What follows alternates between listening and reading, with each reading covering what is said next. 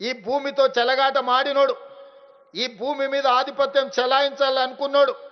కొమరం భీము నుంచి మొదలు పెడితే ఈనాటి ధరణి పోర్టల్ తీసుకొచ్చిన వాళ్ళ వరకు ఎవ్వరు కూడా ఈ భూమి మీద ఆధిపత్యాన్ని సాధించలేదు. అది అసాధ్యం, అది అసాధ్యం అని నేను ఈ సందర్భంగా తెలియజేయదలుచుకున్నా. ఏ గతి పట్టిందో నిజాం నవాబులకు, రజాకర్లకు, భూస్వాములకు, జాగీర్దారులకు, జమీందారులకు ఆనాటి సాయుధ రైతాంగ పోరాటంలో ప్రజలు ఏ విధంగా గుణపాఠం చెప్పినరో ధరణి ముసుగులో దోపిడీకి పాల్పడాలనుకున్న వాళ్ళకు కూడా ప్రజాస్వామ్య పద్ధతిలో ఈనాడు మీరు గుణపాఠం చెప్పినరు. అందుకే ప్రజాపాలన వచ్చింది. ఇందిరమ్మ రాజ్యంలో మళ్ళీ మీ కొలువుల జాతర మొదలైంది. అందుకే ఇది మీ ఆత్మ గౌరవానికి సంబంధించిన సమస్య.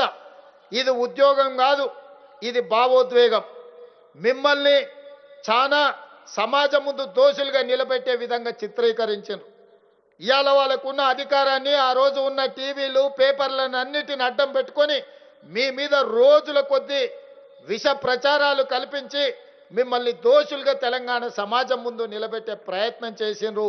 ఒక రకంగా ఈ తప్పుడు ప్రచారం బలంగా ప్రజల మెదళ్లలో నాటుకుపోయే విధంగా ఈ విష ప్రచారాన్ని ఆనాటి పాలకులు కల్పించారు.